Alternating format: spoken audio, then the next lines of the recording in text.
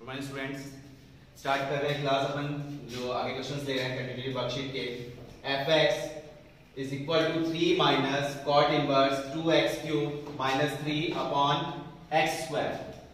किस फॉर्म में? ये cot inverse form, greatest integer form. ये जो हमारे पास ब्रैकेट है, ये क्लोज ब्रैकेट, ये हमारे पास क्या है? ग्रेटेस्ट इंटीजर फंक्शन वाला। When x is greater than 0, और ये फ्रैक्शनल पार्ट हो गया हमारे पास, जो कि क्या दे रखा है? फ्रैक्शनल पार्ट है x square cos e to the power 1 by x when x less than 0. Then which of the following statement does not hold good? मतलब a ऑप्शन है अपने पास कि f 0 नेगेटिव, मतलब लेफ्ट हैंड लिमिट कितना आ रहा है? 0, right hand limit कितना आ रहा है? 0 पे 3, और f 0 क्या आ रहा है? Continuity of f at x equal to 0, और या फिर d है irremovable discontinuity of f at x equal to 0। तो वही left hand limit, right hand limit और डायरेक्ट वैल्यू हमको चेक करनी पड़ेगी। तो ये कंडीशन किस पे आ रही है हमारे पास कि राइट हैंड लिमिट के लिए। तो जब हम राइट हैंड लिमिट सॉल्व कर रहे हैं इसमें, limit x tends to 0 positive, देख रहे हैं हम फंक्शन fx जो कि क्या आएगा इस वाली कंडीशन में 0 positive pay, limit x tends to 0 देख रहे हैं, और ये हो गया 3 minus cot inverse 2x cube minus 3 upon x square. ये टर्म बन गई, और ये टर्म कितना आ गया? ग्रेटेस्ट इंटीजर फॉर्म में, और ये हमारे पास ग्रेटेस्ट इंटीजर फॉर्म के अकॉर्डिंग ये इक्वेशन हुई x टेंड्स टू 0 पे। अब अगर हम 0 पुट कर रहे हैं इसमें, 0 पुट करने पे क्या बन जाएगी? ये टर्म बन जाएगी 3 माइनस कॉट इनवर्स माइनस का इंफिनिटी। ये 0 हो गया, क्या बचा? -3, और 0 हुआ तो कितना हो गया? -3/0, मतलब के माइनस इंफिनिटी। और ये किस फॉर्म में है? ग्रेटेस्ट इंटीजर फॉर्म में। अब कॉट इनवर्स माइनस का infinity, cot inverse infinity, cot कहां डिफाइन हो रहा है? इंफिनिटी पे हमारे पास किस जगह हो रहा है?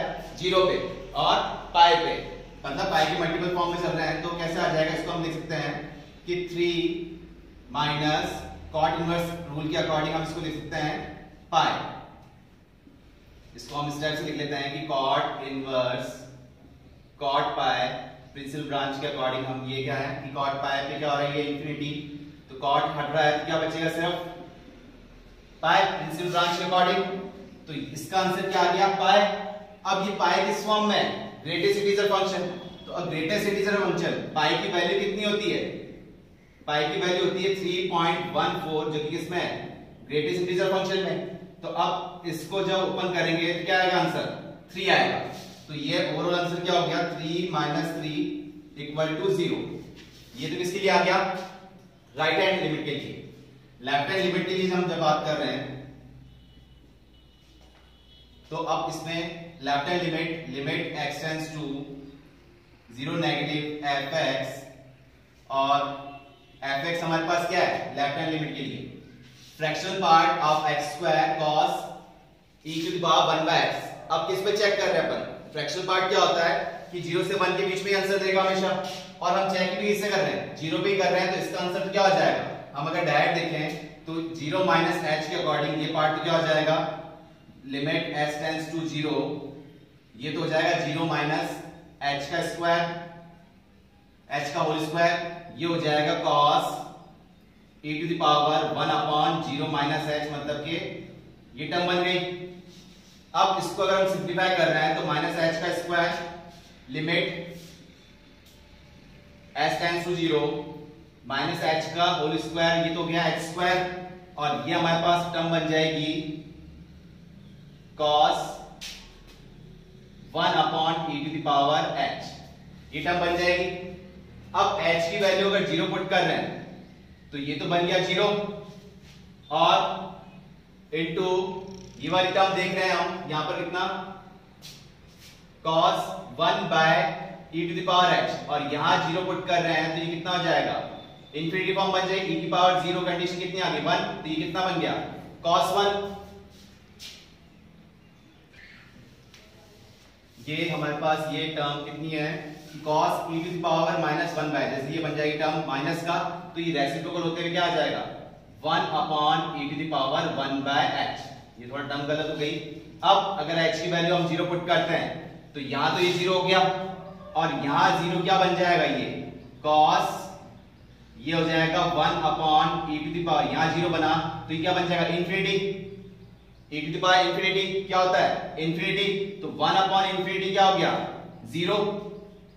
cos 0 और cos 0 कितना होता है, 1 होता है। तो 0 इंटू 1, ये भी क्या आ रहा है, 0 आंसर आ रहा है। तो अब लेफ्ट हैंड लिमिट हमें पता लग गई, राइट हैंड लिमिट पता लग गई कि राइट हैंड पे कितना आंसर आया था, 0, और लेफ्ट हैंड पे कितना आंसर आया था, 0। क्वेश्चन के अकॉर्डिंग क्या है कि which of the following statement does not hold good. तो जैसे कि ए ऑप्शन कि मतलब इसमें कौन सा ऑप्शन ले रहे हैं अपन कि 0 नेगेटिव, लेफ्ट हैंड लिमिट पे 0 दे रहा है, ये लेफ्ट हैंड लिमिट हमारा 0 सही है। और f 0 प्लस कितना आ रहा है, राइट हैंड लिमिट पे कितना है, 3, जबकि आया कितना था, 0। तो एक तो ये हो गया ऑप्शन कि डज नॉट होल्ड गुड। और f0 continuity of f at x equal to 0, ये सही है हमारे पास कि लेफ्ट हैंड लिमिट और राइट हैंड लिमिट इक्वल आ रही है। और d क्या कह रहा है, irremovable discontinuity of f at x equal to 0।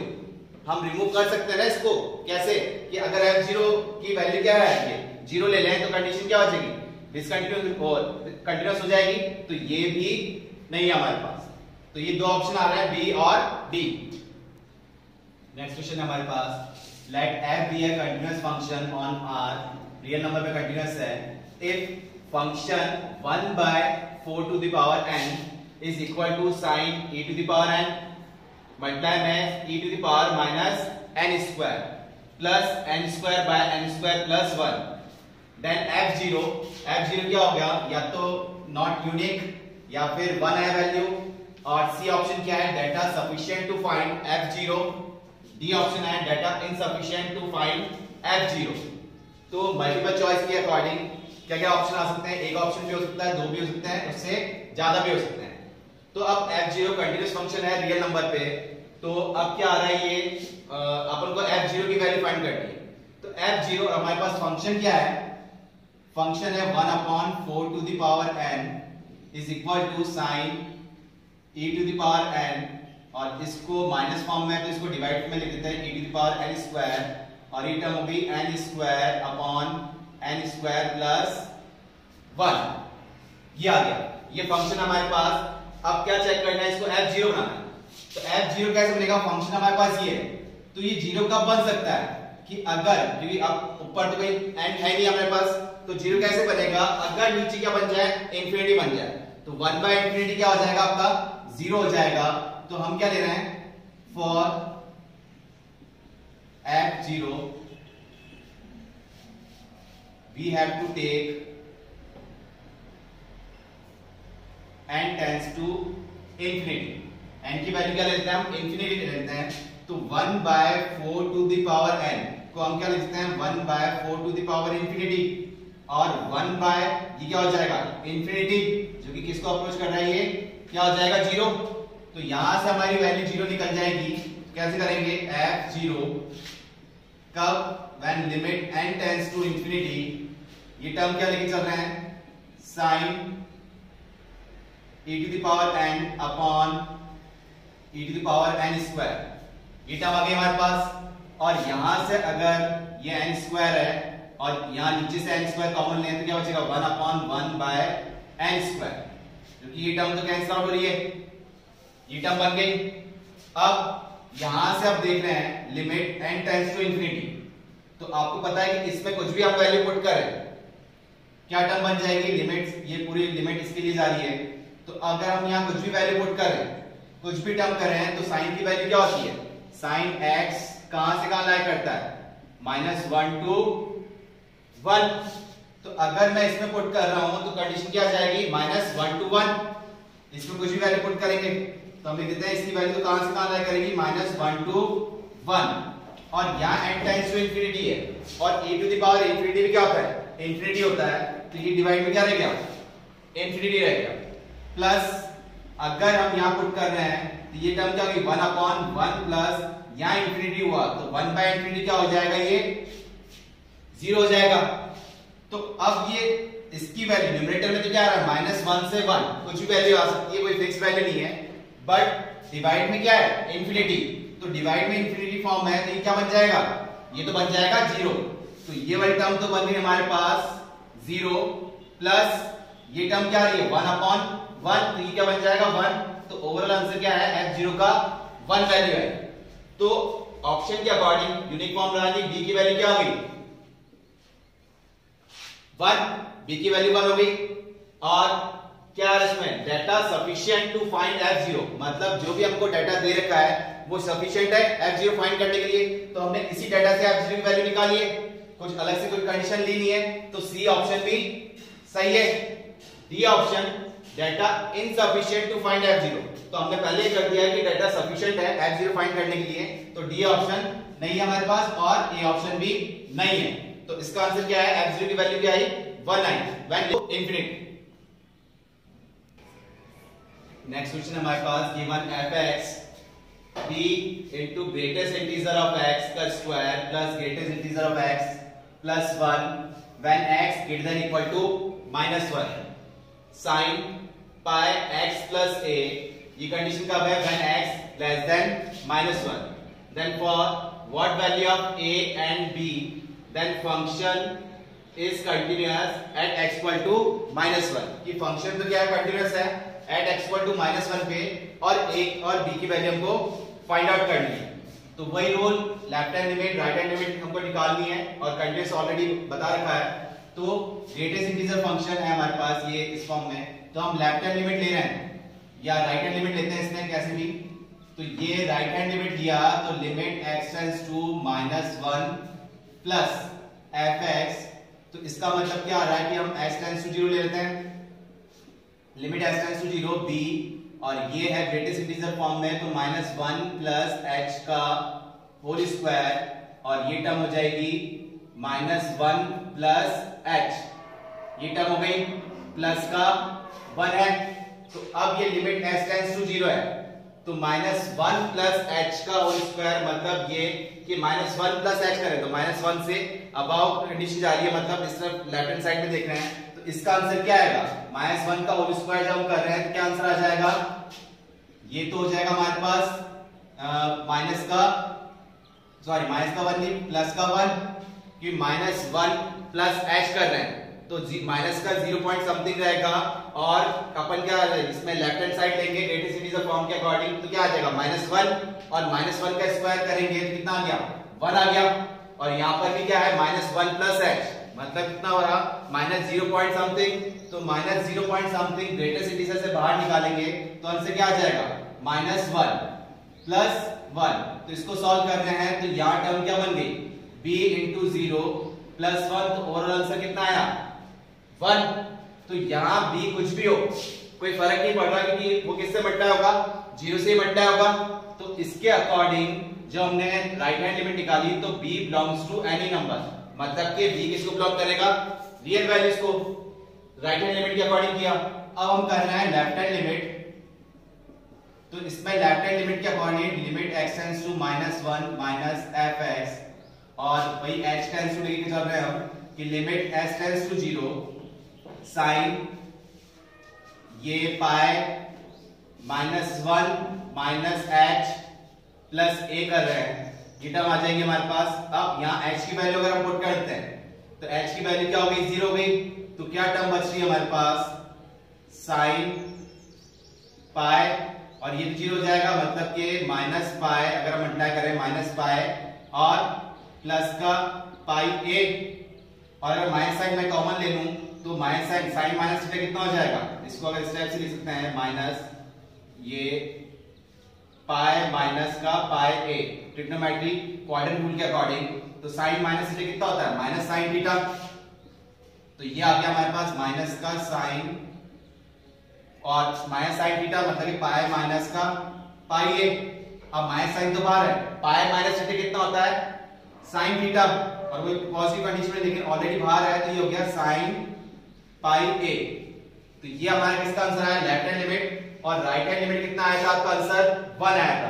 Function continuous है एट x इक्वल टू -1 पे, तो b की वैल्यू तो हमारी निकल गई कि b तो कोई भी नंबर हो सकता है। अब निकालना क्या है, a की वैल्यू निकालनी है, तो a की वैल्यू कैसे निकल जाएगी कि लेफ्ट हैंड लिमिट और राइट हैंड लिमिट को हम क्या करते हैं इक्वल करते हैं, ये फंक्शन क्या है कंटिन्यूअस है तो ये हमने इक्वल कर दिया लेफ्ट हैंड लिमिट और राइट हैंड लिमिट जब इक्वल कर रहे हैं तो कंडीशन क्या बन रही है, लेफ्ट हैंड लिमिट में तो हमारा आंसर आया था कितना, माइनस का साइन पाई ए, और राइट हैंड लिमिट के अकॉर्डिंग हमारा आंसर आया था कितना, 1।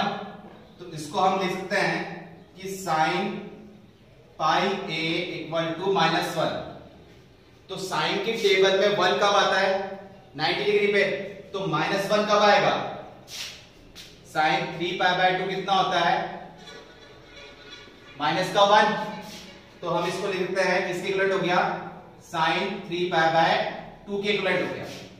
तो आपने एक जनरल सॉल्यूशन लर्न किया था कि sine x is equal to sine alpha है।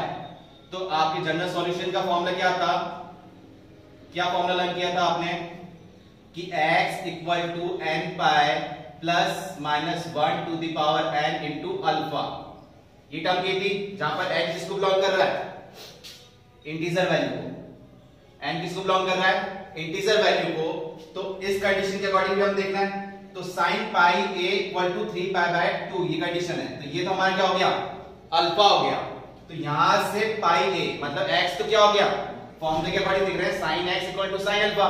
तो यहां x क्या है, पाई a। तो यहां लिखते हैं अपन इसको कि pi a is equal to n pi plus -1 to the power n into alpha, और अल्फा कितना था 3π/2। ठीक है, तो यहां से पाई हटा रहे हैं, हमको वैल्यू किसकी निकालनी है, a की वैल्यू निकालनी है। तो पाई कैंसिल आउट कर दें तो क्या आ रही है a की वैल्यू कि n plus -1 to the power n 3/2। ये हमारे पास a की वैल्यू आ गई when, और n क्या है इसमें, n बिलोंग्स टू इंटीजर। तो a की वैल्यू तो ये आई हमारे पास जनरल सॉल्यूशन के अकॉर्डिंग, और b क्या है, एनी रियल नंबर, कोई भी वैल्यू हम ले सकते हैं। तो ये कब लिया, जब फंक्शन क्या था, कंटीन्यूअस था एट x इक्वल टू -1 पे। नेक्स्ट क्वेश्चन हमारे पास fx x into greatest integer of x का square multiply by log 2 to the base 1 plus x। ये कब कंडीशन है, when x की वैल्यू -1 से तो ग्रेटर है और 0 से लेस देन है। और ये क्या है condition, log e to the power x square plus twice of under root of fractional part of x। ये साइन किसके लिए है, फ्रैक्शनल पार्ट के लिए, और ये किसके लिए, ग्रेटेस्ट इंटीजर फंक्शन के लिए है, whole divide by tan root x। ये कंडीशन कब है कि x की वैल्यू 0 से अबव और 1 से लेस देन के लिए। तो इनमें से कौन सी कंडीशन सेटिस्फाई करेगी कि f 0 की वैल्यू log 2 आ रही है when f is continuous at x equal to 0, और f 0 equal to 2 when f is continuous at x equal to 0, और ये क्या आ रहा है f 0 equal to e square कि f is continuous at x equal to 0, और f has irremovable discontinuity at x equal to 0। तो इसके अंदर क्रिटिकल पॉइंट किस पे देख रहे हैं हम, सब ऑप्शन के अकॉर्डिंग भी देख रहे हैं, और यहां पर भी देख रहे हैं तो किस पे आ रहा है, 0 भी आ रहा है। तो लेफ्ट हैंड लिमिट और राइट हैंड लिमिट दोनों किस पे जा रही है, 0 के लिए हम देखेंगे। तो लेफ्ट हैंड लिमिट पे जब बात कर रहे हैं, limit x tends to 0 minus fx जब कर रहे हैं इसमें, तो ये लिमिट x टेंड्स टू 0, तो ये तो हो जाएगा 0 माइनस h, और ये इसमें ग्रेटेस्ट इंटीजर फॉर्म में आया 0 माइनस h का होल स्क्वायर, और ये हो जाएगा log ऑफ, ये इसको हम लॉगरिथम प्रॉपर्टी अकॉर्डिंग ब्रेक कर सकते हैं कि log b to the base a को हम लिख सकते हैं log b by log a for another base. तो इसको हम क्या लिख देंगे, log 2 upon log 1 plus x था, तो x से क्या लिख रहे हैं 0 माइनस h, तो ये क्या बन जाएगा, माइनस का h रह जाएगा। तो ये टर्म हमारे पास, अब इसको सिंप्लीफाई करते हैं, तो ये तो रह गया माइनस h। अब ग्रेटेस्ट इंटीजर फॉर्म में 0 माइनस h मतलब 0 से थोड़ी सी वैल्यू हम कम कर रहे हैं, तो 0 से कम हो गया, तो कंडीशन क्या है, माइनस का 0 पॉइंट समथिंग, तो ये आंसर कितना आ जाएगा, माइनस का 1, और माइनस 1 का स्क्वायर जब हम कर रहे हैं तो ये आ जाएगा 1 log 2 एस टी रहा, और log माइनस h ये भी एस टी रहा 1 माइनस h, और लिमिट क्या चल रही है हमारी, लिमिट चल रही है लिमिट h टेंड्स टू 0। तो लॉगरिथम में आपको एक फॉर्मूला पता है हमारे पास क्या, कि log 1 plus x upon x, ये किसकी इक्विवेलेंट है? 1 के equivalent 1 limit x tends to 0। तो log 1 माइनस एच होल, और ये डिवाइड कंडीशन लिखते हैं या फिर न्यूमरेटर में इधर, तो ये टर्म क्या बन गई? ये टर्म बन गई 1। तो यहां से क्या टर्म बच रही है हमारे पास? log 2। तो लेफ्ट हैंड लिमिट में तो क्या बच रहा है? log 2। राइट हैंड लिमिट की बात कर रहे हैं तो limit x tends to 0 positive fx limit s tends to 0, तो वही 0 प्लस h करेंगे तो वो x फॉर्म में रह जाएगा। तो ये बन जाएगा log e to the power h square plus twice of under root of h। ये फ्रैक्शन पार्ट है, 0 प्लस h करेंगे तो फ्रैक्शन पार्ट 0 पे क्या रहेगा? हमने वही 0 फॉर्म बन रही थी, तो इसको अब फ्रैक्शन फॉर्म से हटा लेते हैं। Whole divide by tan root h, ये फॉर्म बन गई।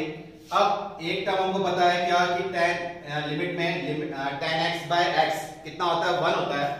तो यहां हम कर लेते हैं इसको कि रूट h से मल्टीप्लाई और डिवाइड कर लेते हैं, जिससे क्या हो गया? ये टर्म तो क्या बन गई? 1 बन गई। और इसी टर्म में हमको इस फॉर्मूले को अगर यूज करेंगे तो 1 प्लस होना चाहिए। तो क्या करें? इसी एक टर्म को हटाते हैं तो ये तो रूट एच डिवाइड में रह जाएगा। ये तो बन गया कितना? 1 बन गया। अब इसको कैसे सिंपलीफाई कर रहे हैं? देखिए कि limit s tends to 0 log e to the power x square मैंने कॉमन ले लिया, तो यहां टर्म क्या बच रही है? 1 plus 2 root h upon e to the power x square. ये टर्म बन जाएगा, डिवाइड में आ जाएगा ये, और होल डिवाइडेड बाय क्या टर्म है? Root h। ये हमारे पास टर्म है। तो अब इसको सिंपलीफाई करें, क्या करेंगे? इसमें फॉर्मूला तो लगा देंगे, लेकिन पहले इसको सेपरेट कर लें कि log a to b, log the property के according log a to b क्या होता है? log a plus log b, ये है। और log अगर a to the power n, ये फॉर्मूला है हमारे पास, तो क्या हो जाएगा? n log a, ये log द प्रॉपर्टी है। तो इसको हम लिख सकते हैं कि जैसे ये a बोल दें और इसको b बोल दें, तो ये सेपरेट हो जाएगा।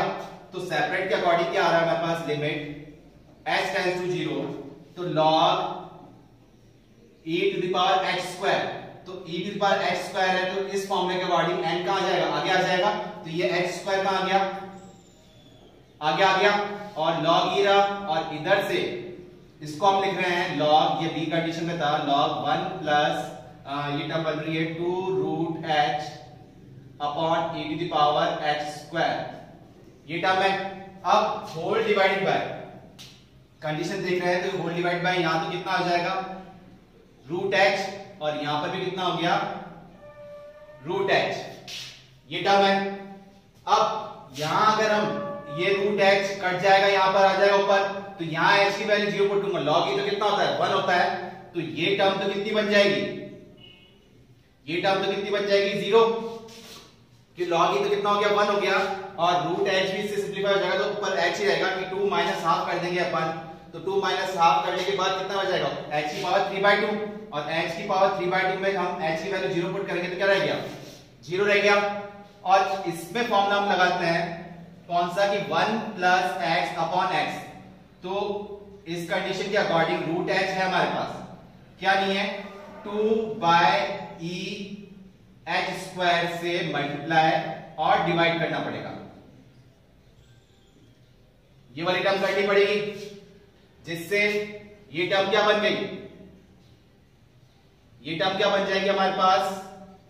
ये बन जाएगा 1 log 1 plus x upon x, ये x है और डिवाइड में ये x बन गया, तो ये टर्म तो क्या बन गई? 1 बन गई।